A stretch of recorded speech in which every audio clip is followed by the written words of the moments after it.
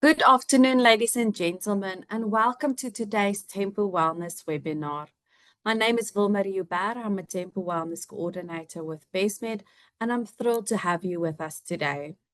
Thank you for taking the time to join this session. We hope you will find it insightful and inspiring. Please feel free to type any questions that you may have in the chat box, or at the end of the session, we will allow you to be live and ask questions. We have a very full program again today, starting with a wonderful speaker that will inform us about the effects of screen time on mental health and development. And at the end of the session, we will host a tempo competition asking you questions about our webpage. And of course, you can win prizes. As part of our ongoing series in 2025, we will be diving into various topics to help you to up your tempo and thrive in 2025. Let me introduce our speaker. Today, our speaker is Lesang Maiketsu. Sorry for that. A registered counselor with experience in transformed leadership consulting and business coach programs. We're very honored to have him with us today, and we look forward to the insights that he will share. I wish to remind our Tempo benefit members, our Bestmed members of their Tempo benefits. These are 3 benefits that is available to all Bestmed members and beneficiaries above the age of 16 years. So the process to activate your benefits is you start off with your Tempo lifestyle screening by going to a dedicated partnered pharmacy. After you have completed your Tempo lifestyle screening and the Bestmed nurse has captured the form online, you will receive a health report that will, one, tell you what area of health you have to focus on. And secondly, it will also tell you that your Tempo benefits is now active. The benefits that you will receive is you get 2 consultations with a Tempo partnered biokineticist. Now, a biokineticist, many people ask me, what do they do? They help you with your fitness. So if you have a goal to increase your muscle or your muscle mass, or you want to become a bodybuilder, or you just want to strengthen your spine because you have back problems like me, then you visit your biokineticist. You also get 2 consultations with a Tempo partner dietitian. A dietitian helps you with a diet. Now, this does not mean a diet where you have to starve yourself to lose 10 kilograms. It can be that you want to increase your protein to actually, build your muscles, or you just want to eat healthier and you need a little bit of advice on how to actually improve your daily meals. This is why you see your dietitian. Lesang, I want to thank you for your time here today, and we're really looking forward to hearing what you have to say. You have the floor.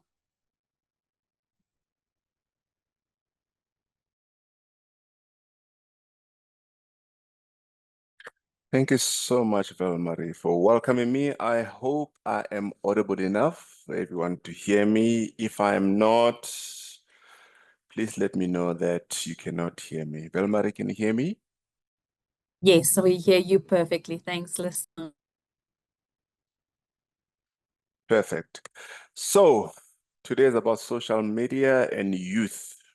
I think what Bestmed is trying to do is helping, I guess, parents, the employees on how they can help their kids and as well at home on striking healthy balance when coming to social media and its use. So we all know that it is a big concern for some parents, but today I hope this session will help you.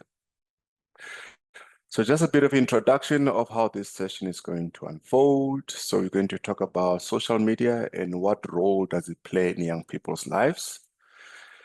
And then this presentation will explore the impact of screen time on mental health and development of adults and as well as kids, on how adults can help the kids manage the social media habits. And this session is not a one-hit wonder. I may not have all the answers that you may need today. So my intention is to give you the nuggets on what is it that you as a parent or a caregiver that you may need to implement when you're at home. Ladies and gentlemen, wherever you're at, we all know that the majority of young people, which is 95% globally, have access to smartphones. So we all know that this little device can do a lot of miracles. So the world has moved from fragmented information station or information technology to one piece of tool that is a center to everyone's world. So if you want to know anything, if you want to find out what the world is about, if you want to know about how to really feel good, this device is a magic in people's lives. But we all know that the more people use that, it can lead to other situations. Research, ladies and gentlemen, does indicate that most teens use at least one social media platform daily. So there are different platforms that most young people are onto. Some of you, depending on how old you are, Facebook was the biggest thing. So we have Facebook, we have YouTube, we have WhatsApp, we have Instagram, we have TikTok. So those are the most commonly used social media platforms that most kids have. At least one of them, they use them. And then we know that with that device and having a majority of kids using it to run or control their lives is the digital engagement of late starts at an early age. So before smartphones, there was only television that most parents could use it as a babysitter. So basically TV was the only thing. And parents had control to say not TV at this time when they come back from school after the homework. So the thing about TV is some of you would know that TV had a starting time and ending time. Therefore, you had no control of looking the world outside. So the device does not go to sleep. It's part of your life 24/7. So as young as 2 years old, kids are now using devices. Most parents will download app for kids to have fun. So it is a good tool, but at the same time, we almost need to watch where we at in terms of that. I think just in terms of stats, in terms of the most common use platform, social media platform. So basically, Facebook has got over 3 billion people over the world. YouTube, over 2.5 billion people using YouTube. So most smart TVs would have YouTube, and then family can access it, or kids can access it on their platforms. And then now you have WhatsApp, which has over 2 billion people around the world using WhatsApp, and then Instagram over 2 billion as well. Ladies and gentlemen, if I were to talk about where we at in terms of the most used platform is TikTok. And I'll get to TikTok. TikTok is the most used platform around the world by young people and even the adults. I'll get to details at the later stage. We do have positive effects of social media. So basically for young people and anybody, like I said, it can be used as a communication medium platform for people to engage with family, friends. Most schools are now using technology. They're using devices to help kids download app educational programs and all of that. So connection is good. You're getting in touch with family at home, family outside the country. We have a lot of migration happening in and outside of South Africa. We're having parents leaving their children leaving their parents' home. So that helps in terms of how you get connected. It has opportunities in learning and self-expression. So basically, people are able to communicate effectively. So when kids are having thoughts or ideas that they may have, they're able to share them on WhatsApp. An example of that would be kids will create what we would call groups in WhatsApp just to have, a group designed to speak about certain things. Even some of you as parents, you may have your children having siblings WhatsApp, excluding you from that so they can be able to express themselves. Access to mental health resources. We all know that when you grow up, some of us, Dr. Google was a way to go. You'd go into a desktop and check what these symptoms are. But today, kids are able just to go into Google. And AI also is taken over to help kids able to understand health resources as well as educational resources. platforms for advocacy and creativity. By that, we mean kids are able to express themselves very well. If there's anything that most people do not like, they're not happy about, I can make an example of Twitter. Some people will say there's this Twitter, there's that Twitter, black Twitter and everything. If something bad were to happen, people are able to express themselves and advocate human rights. For example, if there are GBV issues and all of this, you can see that social media has now become a place where people are able to show how they feel, and then that can create an advocacy in that space. So creativity is beyond measure. So those are positive effects of social media. While there is positivity, ladies and gentlemen, we do then have the concerns around social media and its excessive use. Why we're saying excessive use is you'll find that most people are now glued up to their devices. It's becoming part of who they are, and they cannot separate from that. And these devices, to a certain degree, have caused what I would call social tensions and family tensions at home. It could be children and parents, or parents between themselves, struggling with this kind of excessive use of the device. In any room, in any conversation, this device is part of the crew and everything. It can lead to anxiety, excessive use of social media, and anxiety is too much worry. And now when you talk about too much worry, it can be led to something else, which I'll talk about, fear of missing out. So anxiety, too much worry of saying, what's happening out there? I need to know what's happening, right? To a certain degree, one level after anxiety, it's depression, where your moods are low, feeling low because suddenly the world is not interacting, or your brain is not interacting with the outside world. You don't know what is happening. You're feeling isolated and all of that. And anxiety and depression, ladies and gentlemen, can be caused by so many things. And social comparison. By that, we mean, to a certain degree, colleagues, these social media have now replaced a form of identity formation for kids, for young people, that everything that they see on social media, to them, it's a reality. So most kids are unable to distinguish what's happening on social media. They are influencers, things that they share, to what's happening in their background and reality. Social comparison also can be around kids travel, they go around the world, they go to a restaurant, they're going having fun, they post that information. And whoever is reading that information, they begin to compare themselves to say, am I worthy, or can I up my game and be better than the other person? So that's what the issues can be around. There can be what we call disrupted sleep patterns. And if I want to talk about sleep patterns, anxiety, depression, and social comparison, is because in our heads, we have what we call, in our brains, we have a neurotransmitter called dopamine. Now, dopamine, ladies and gentlemen, we call it a feel-good chemical. So your dopamine say, in order for me to feel good, I need to do X, Y, Z. And once you've done something that makes you feel good, dopamine says, wow, that was amazing. We should do this one more time. An example of those who have put a child on a swing machine or merry-go-round, you push the child once, they go, wee, whippy, yippee, and they're having fun. They say one more time, and then you keep pushing them, they say one more time. Now, they say one more time because that dopamine is saying, I want more of that.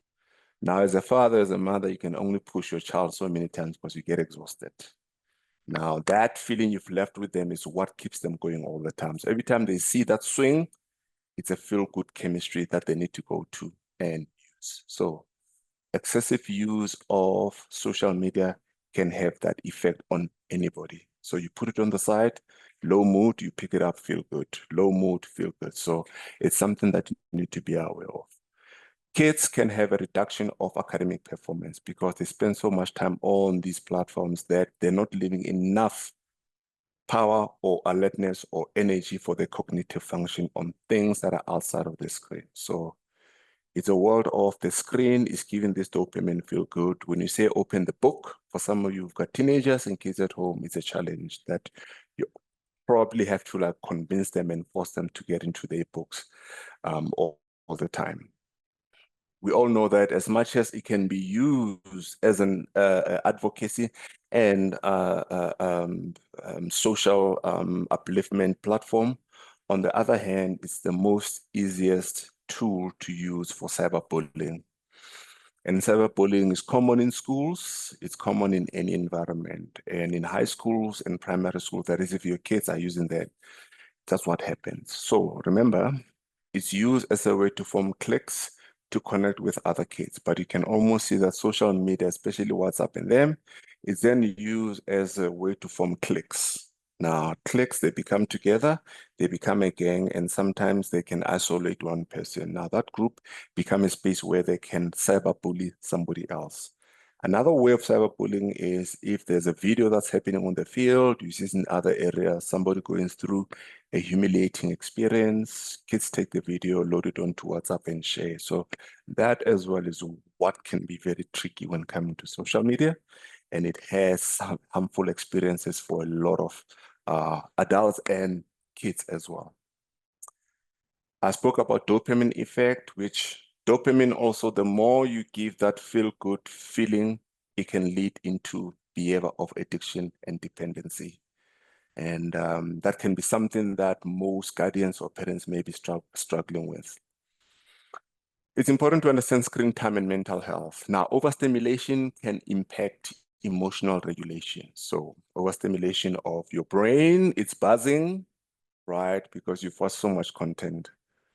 And when you take that device from them, the first response to get emotional, right? And they can throw tantrums, or they can sulk, they can walk away, scream at you, say bad words, go into their room, slip, bang the door, and then not talk to you for days, right? So because their brain is so overly active, they don't have time to emotionally regulate themselves. The only way to emotionally regulate yourself is if you put people in a space where they engage with others. When there's a conflict amongst people, people get emotional, they can walk away and regulate their feelings.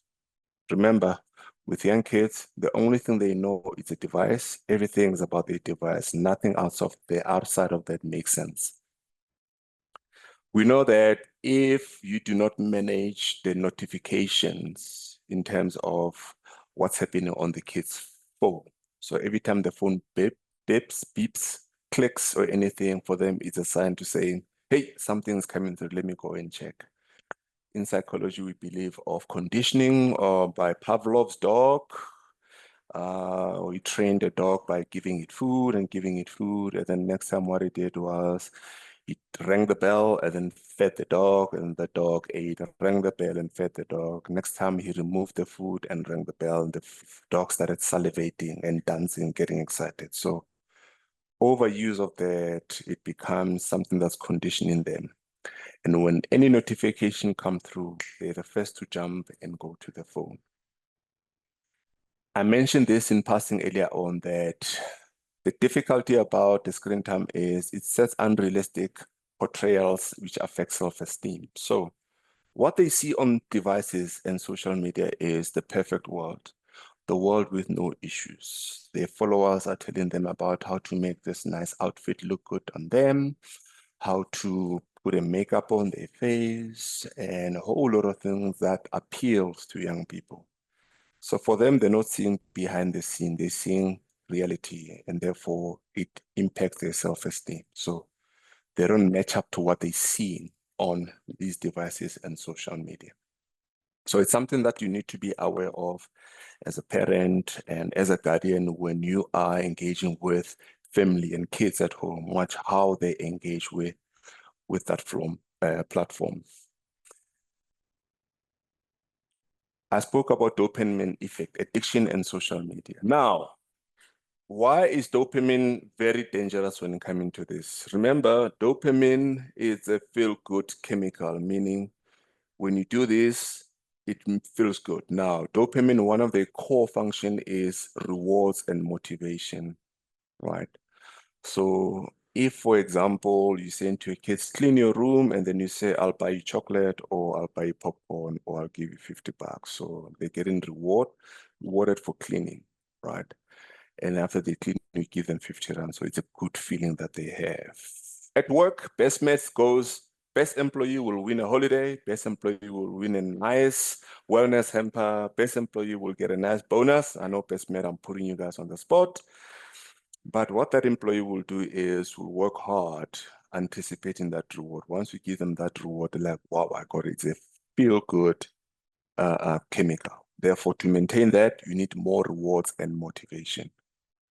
In social media, people thrive for recognition. Kids thrive for recognition, to be seen, to be heard. So these social media companies, they're very clever. That simple thing of like or tick, it's potent, ladies and gentlemen, can be dangerous. So the more you get likes, the more you feel good. The more you share, the more you feel good. The more they share your information or your stuff, the more you feel good. Those who are on LinkedIn, you can go on LinkedIn and go type something that is something very beautiful, philosophical, and then somebody goes like. That makes you feel good, right? It may not be 100 people, and then somebody reposted. So that feeling, ladies and gentlemen, it's a desire to be seen and to be heard, right? Now, for young people, they don't know how to control all of that. Now, young people will post something on the system. If it doesn't get a like, it does a negative effect. So I've shared this, no one is liking, no one is commenting. And even some of you adults, that when you post something or even in your private space, whether you use your search engines and your LinkedIn and Twitter and everything, if no one recognizes what you do, it does not make you feel good. So likes and shares are very important when coming to young people. If they're not liked for what they do, they feel bad. Fear of missing out, yes, it's an addiction of a compulsive behavior of wanting to check what's happening on the phone. Even if the phone is not beeping or notification, in their head, they hear a beep and they look at the phone, right? And even as we do it sometimes. If your phone is in the pocket, ladies and gentlemen, you haven't seen it in a while, and then you hear a funny sound, the first thing you go into your pocket, look at your phone, oh, it's not my phone ringing. Another example would be you could be at a restaurant and then the phone is ringing 4 tables away, the similar sound as yours. You jump and you check your phone. Oh, it's not mine. Even though you know that that ringtone is not yours. So there's something that's happening in the head. Negative emotions when unable to access the device. Try and have a kid who loses their phone for a split second. It's a nightmare. Parents, you get into a car, go into a shop or go into school, and then your child goes, oh, shucks, I left my phone. It becomes a nightmare. Their life stop right there. They lose their mind. And then in your head, you're like, come on, it's just a phone. They're like, no, mom, no, dad, it's not just a phone. It's my life.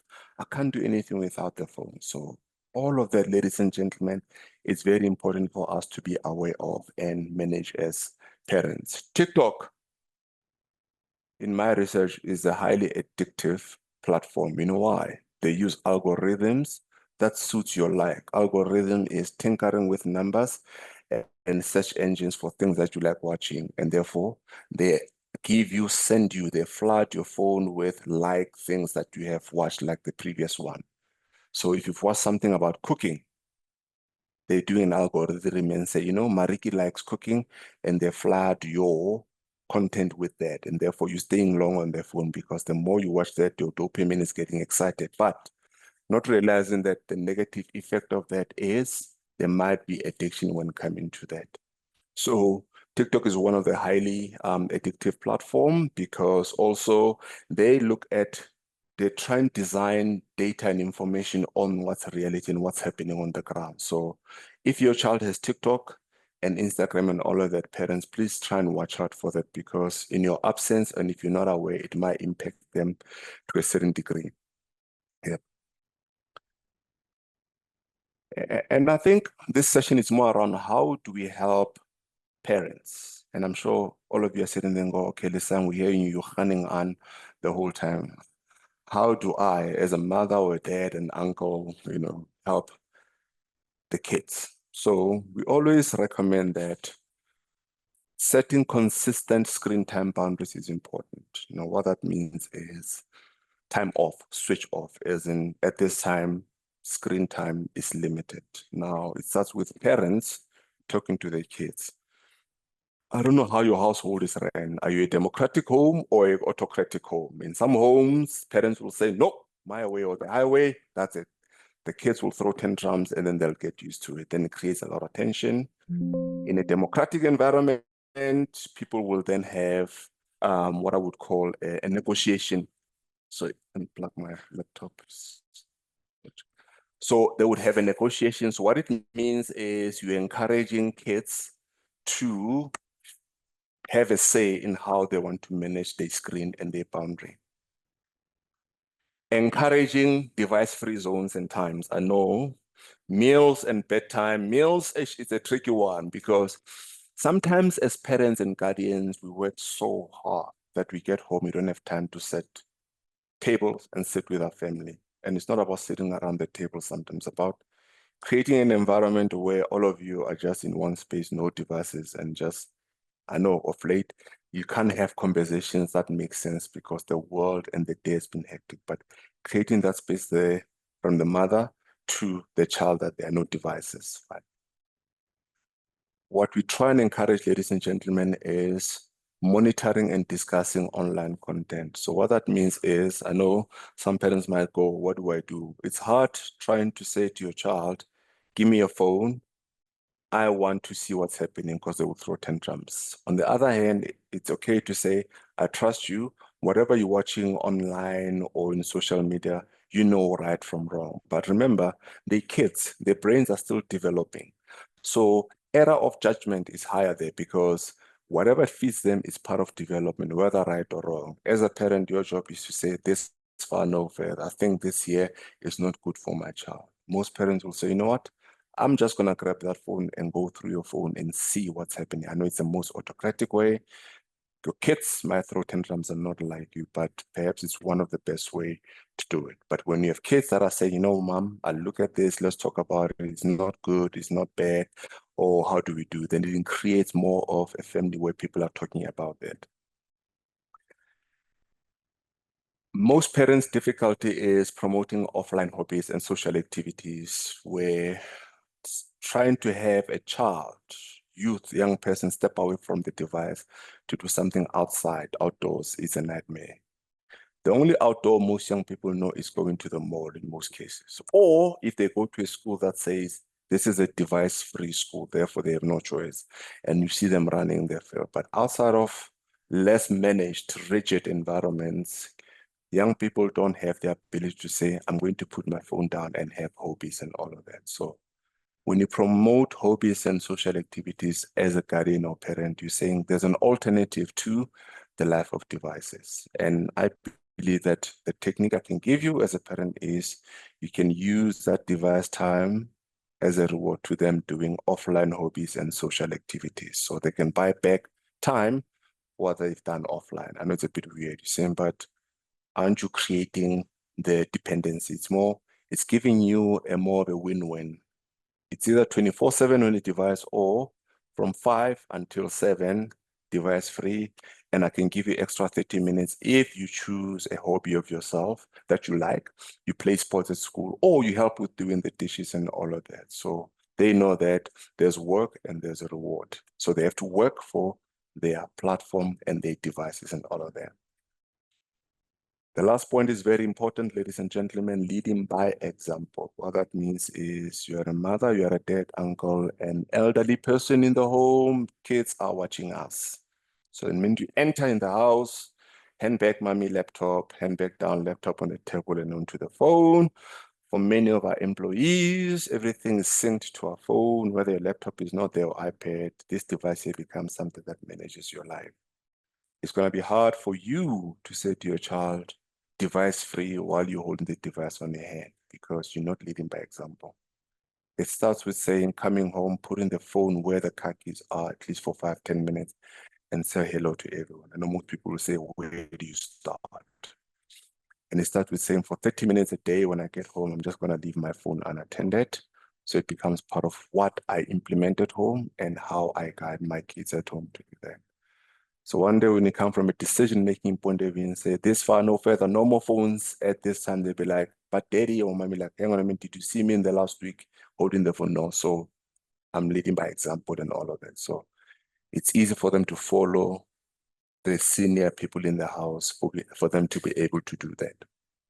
But, and I think I need to add something. If that fails, there's also other methods, ladies and gentlemen, that we can implement. These are forceful ones in terms of how about you use the device parental control mechanism? So most devices would have parental control. Apple will have their own, Android will have their own. So I hope I'm not offending anybody. I'm an Android fan, but Android has what we call Family Link, where you link kids' emails into your stuff, and then you have access. You can control your kids' access using the Family Link. Includes increasing time on how long they should be on the device. You can lock the device when they go to bed at 8:30, and then unlock it tomorrow at 4 p.m. when they come back from school. It can help you choose which app you don't want them to go into, right? And control how long they can go into that app.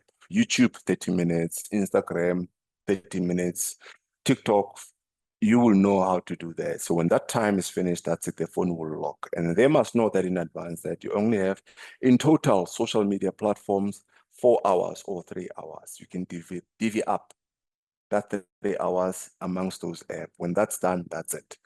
What Family Link does is when that thing shuts down, they're forced to come to you and say, Mommy, can I please have extra time? There you have power, ladies and gentlemen. There you have control. Listen, you're not denying them. You're saying, we're giving you limited time to access. Therefore, they have to earn extra time for this. So you want extra time on TikTok. So what are you going to do for it? Clean my room. Thank you. Go and clean your room. Then I'll give you extra 5 or 10 minutes or 15 minutes. They go and clean their room. They do messy job, but the point is there's a give and take and there's reciprocal relationship in all of that. So devices have got lockup mechanisms. And then for some of you, you are able to use your router at home. If you don't know how it works, you must phone your Wi-Fi or internet service provider, we call them ISP, on how to govern, how to control what kids are looking at on the phone, what website are they on. You just lock it that way. Then it saves you time from trying to explain why, that if they can't access those avenues, then it limits their time, right? So all of that are things that you can use, but I know that some of the social media platforms, they do have that parental control, but I worry with those because to be honest, I don't think they've got best interest of the kids, even though they have that privacy and control. If Instagram has a privacy control to a certain degree, a kid can go through that privacy control and unlock it and be able to download or watch whatever they want. So it's just a matter of understanding where your kids are, your youth are at home, and then how to balance all of that. If the negotiation, the talking is not working, then you go to more stricter measures where control is around controlling the devices using the same technology. Creating a supportive environment would include fostering an open communication about online experience. So here it's saying, dear child, I'm of an elderly age, or I'm no longer technology savvy as you, but tell me what's happening online, what's happening. They will share what is happening. In some homes, kids will be in the corner watching something on TikTok, and because they're laughing and they want to share that story, and they will show their parents, hey, mom, dad, look at this. And you look at what they're sharing with you. You will know as a parent, this is healthy, this is not.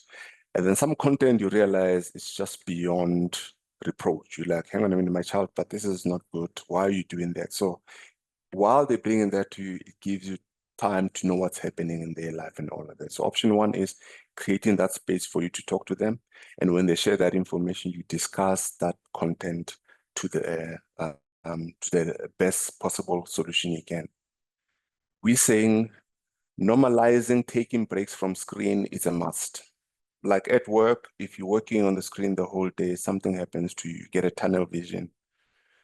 And some of the employees, when they're on the screen, looking at the screen, and their colleagues tap them on the shoulder, there's this movement when they come back, they're coming back slowly, like, the way, like in the dark room, and they're coming slowly, like I was in the zone to like, oh, what do you want? So you can almost see that device, the screen you're watching is doing something to your face, that it shuts the outside world, all of that. So breaks are very important. How do you do breaks, ladies and gentlemen? It's just setting those times on your calendar in your Microsoft Teams. Put a 15 minutes walk break. Some of us have got these smart watches where you can set it. It can tell you, you've been sitting for too long, please take a break, and all of that, right?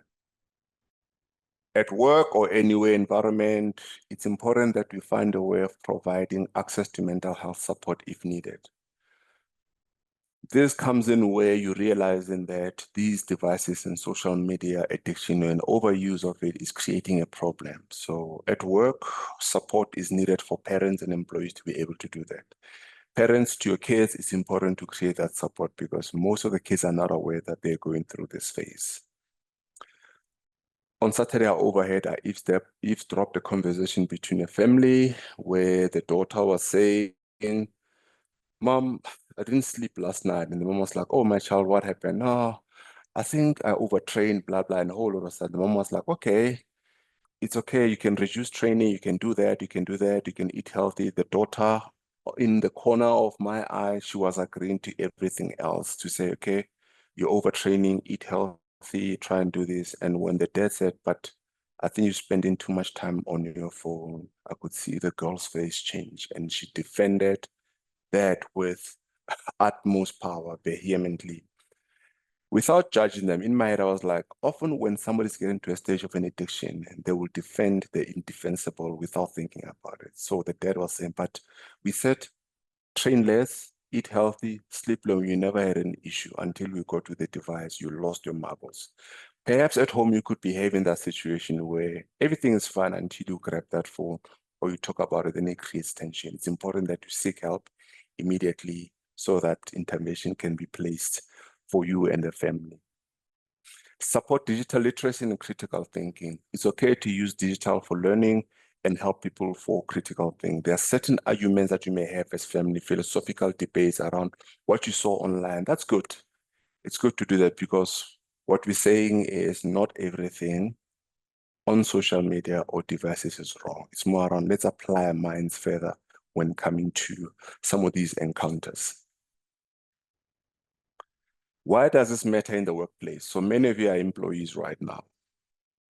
Sitting there at home or at your home at work on the screen is you may have a family member who's going through this situation, children and young people to be precise. So all of you are employees, parents, and all of that. So it's important that we empower you on how to manage all of that and help you also understand that use digital habits should enhance workplace empathy. So what are we saying is supervisor, managers, and everyone, you could be right now where you have a subordinate reporting to you. They have a family member, a child that are going through and are going through the most. So from an employee and support point of view is be aware of all of that and how do you support that. And I'm glad Velmarie touched on tempo, Bestmed, and privileges and benefits rather that you offer. And I guess part of this is saying we are aware of the need out there, colleagues, employees, but we come with a model on wellness on how to help you on that.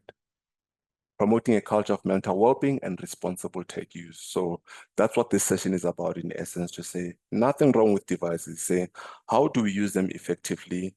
What's the limit and where do you draw the line? When to take a break, when not to use them, when to use them. So it's about understanding, navigating that platform.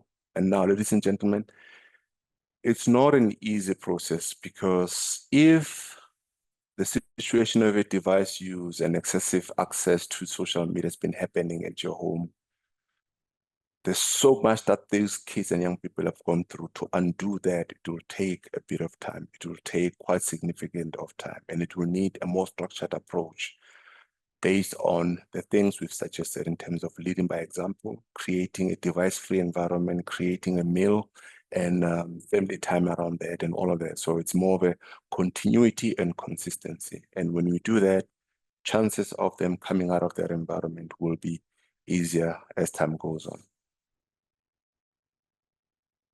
If anything fails, ladies and gentlemen, there are key takeaways from this session. Social media has both risks and rewards for young people.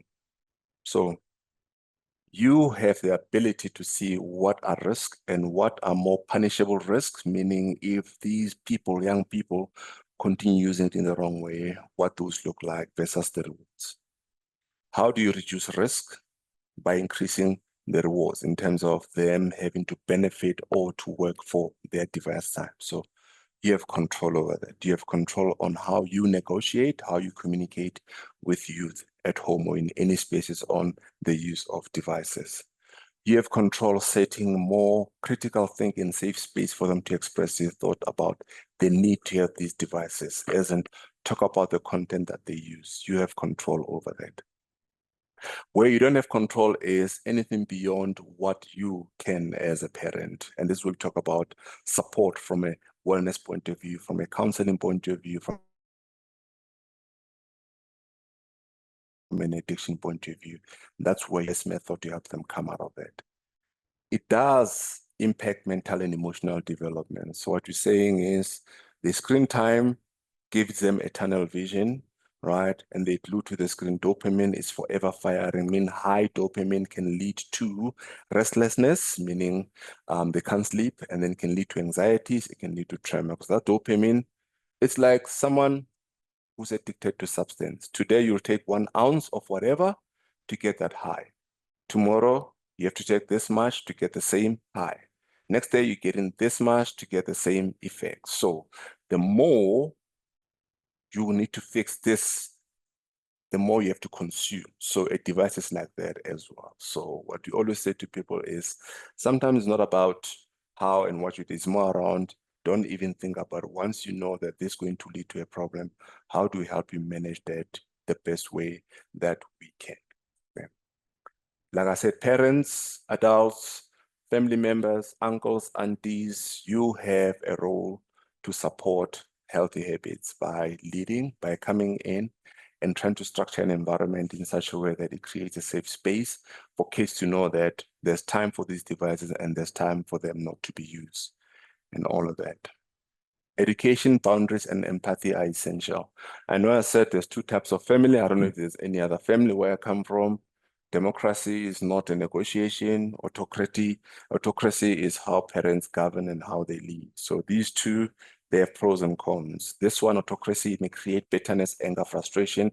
It may create disengagement. It may create conflict. It may create people breaking away because how you implement the rules is cold and it's not been negotiated. The other one, democracy, can be very consultative. It allows people to express how they feel, and anything that's consultative takes a long time to arrive to a solution. So these two, there are 2 methods that are commonly used, but it's important you know your style and how you implement the management of social media and its excessive use at home. Yeah. I want to encourage questions and reflections on these sessions. Perhaps the question would be, are there any concerns you have about social media among youth or your kids at home, your nephews and your nieces? And what role can you play in promoting healthy use? And the third one would be, how can your workplace support employees in this area? And I think Belmarie will help with that. But I'm happy to take questions. I'm happy to take comments. Thank you. Thank you, Lesang. It was such an informative session.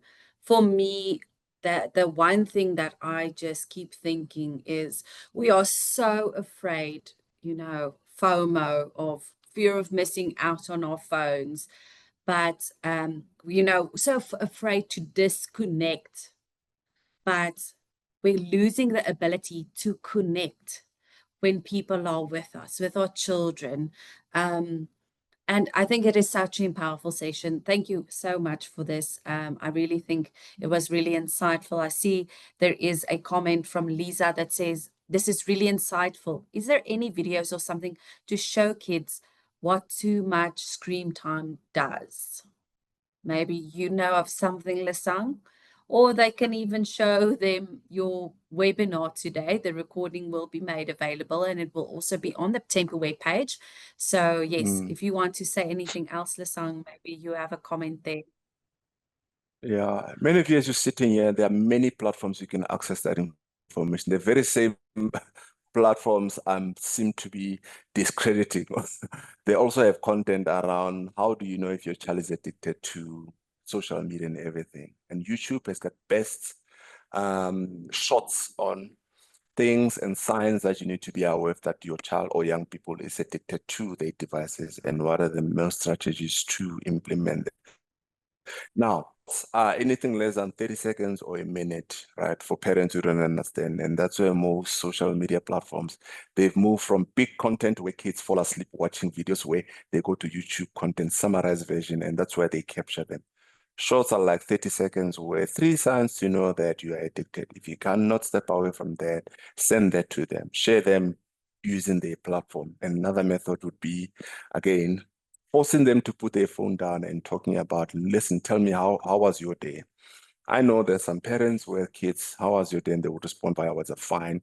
The other day I was judged to say my method of communication on WhatsApp, it's so rigid, it's so anglicized, it's so proper. And my daughter sometimes says she's scared of responding to my WhatsApp because I'm so uptight. And I'm like, what do you mean?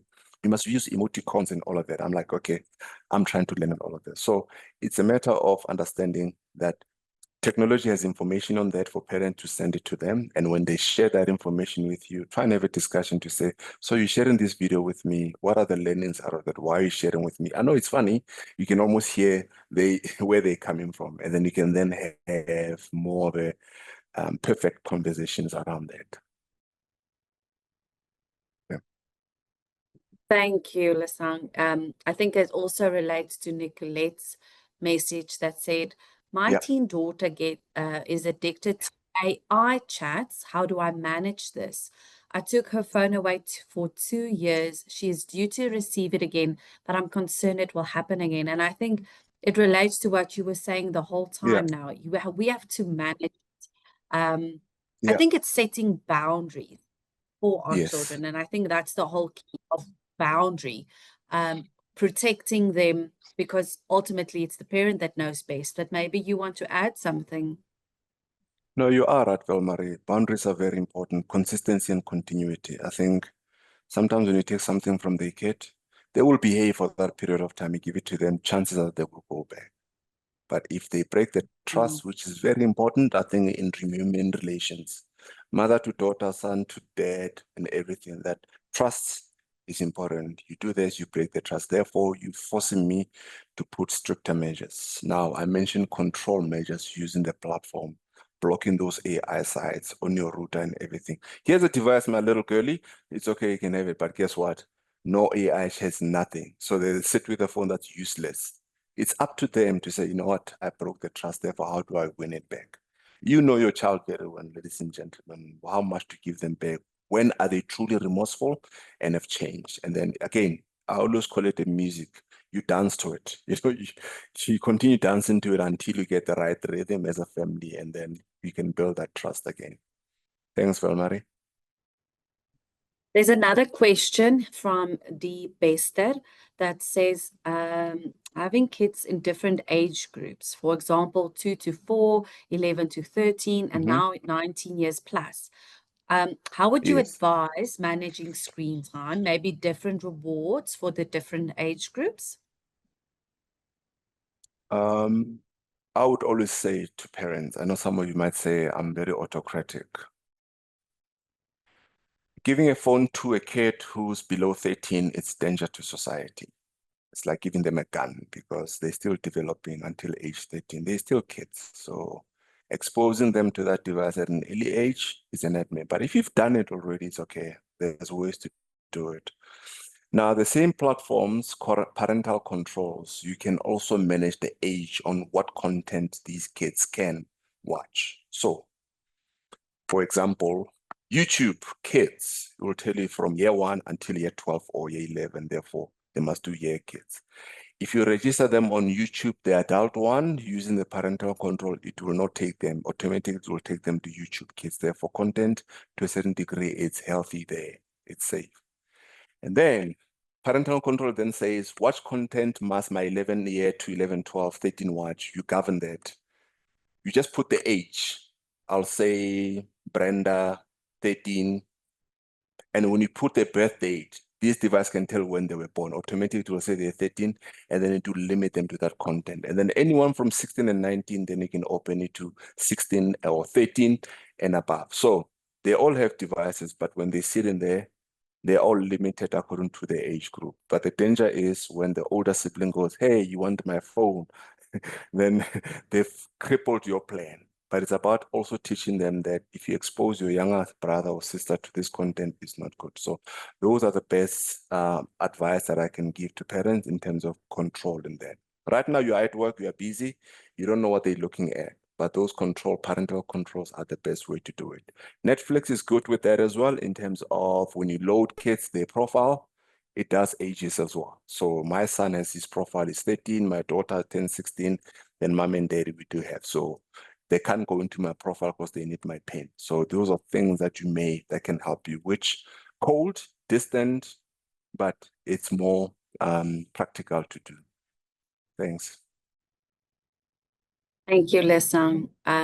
Yes, I know when one of the members now ask about, videos to watch it and so forth, Mm, I remembered I watched a video of it is a discussion it's called The Diary of a CEO. It's available on YouTube. And mm, there was a discussion that they held with mm, um, exercise neurologist. yes. And it is about, screen time and what exercise does for your brain, but what computers are ultimately doing to our brains. So, members, if you want to Mm, go and look at that, you're more than welcome to. You can just type in Diary of a CEO. And yeah, look at screen time and different topics and inform yourselves on the topic. mm, Ultimately, yeah. we are the adults, we are the Yes. parents, and we have to make the informed decisions. Um, so maybe we can go over, because I see a lot of members are asking, where can I watch this recording again? So let's go on to our competition, which I'm going to be asking questions about the Tempo Wellness webpage, which is the Bestmed webpage, and you go to what is Tempo. Um, and if you guys answer these questions correctly, the first person to answer it, I will take down your name and I will send you an email and ask you your address and so forth, I can send you a gift. So you don't need to do anything except answer my questions as quickly as possible. So my first question is number one, right? Question one, under which tab, if you go to the web page, under which tab, there's different options, can you find this year's all our Tempo webinars recordings? So there's different options. So I will give you three and you have to select the correct one. It is what is Tempo, the nutritional well-being, or the Tempo emotional well-being. Which one of those? Um, Malaika, you're the correct one. You're the first one to answer correctly. Thank you. It is correct. So what is Tempo? So you will find every month's webinars will be listed there and the recording. So today's session, in a week's time or so, the recording will also be made available on the web page. My second question is, what information or features can be found under the nutritional well-being option?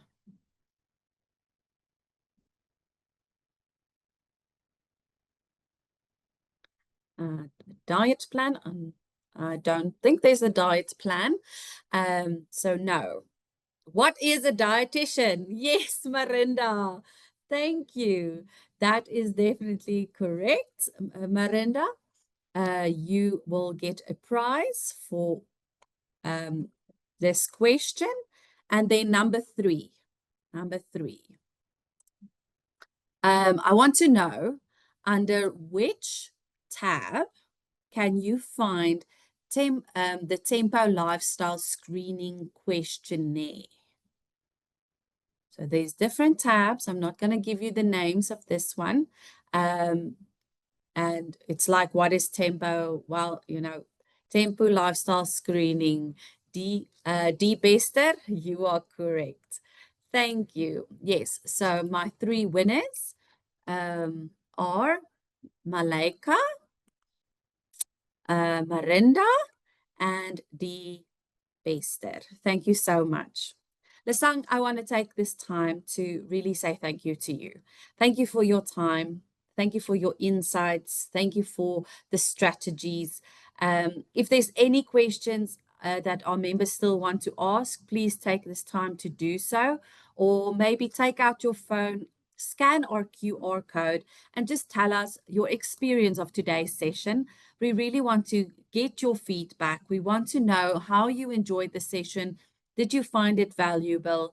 And then we will give you a few minutes to just do that or ask more questions. If you want to raise your hand, you can also do that. And then I will allow you to unmute and ask Lesang a question.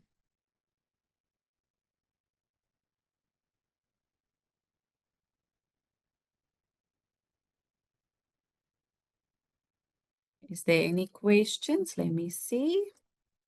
Thank you for the presentation. Great reminder of online dangers for our kids and us we face daily. Thank you. Thank you, everyone. Let me see if there's a question in the Q&A. No, there's no more. There are questions. Thank you. Let me check if there is a question that we skipped. Question. Does Lesang do one-on-one consultations or online if I require more guidance, if there is anxiety levels? Lesang, do you do one-on-one sessions? We do at Company Wellness Solution. I don't know if Nasia is here, and perhaps she can come in and maybe give just a high level. I think I see she's here. She's muted. Nasia, if you want to Nes? unmute. Hi, everyone. Apologies. May you kindly repeat that? So the question is, if question members is, want to contact Lesang for a one-on-one consultation or online, if they want to consult with him.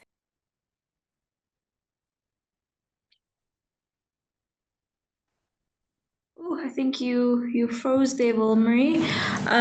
So if you guys would like to have a session with Lesang, then you can welcome to contact our company wellness line, or you're welcome to email Wilmarie and she can email me so that we can make that. But it's definitely possible, yes. Okay, so basically, members, if you want to contact Lesang, you can email tempo@bestmed.co.za, and I will send on your email to them to contact you, to get in touch, to explain to you how you can make contact with Lesang or Company Wellness Solutions. All right, Correct. thank you for Thanks Thanks, Nasia.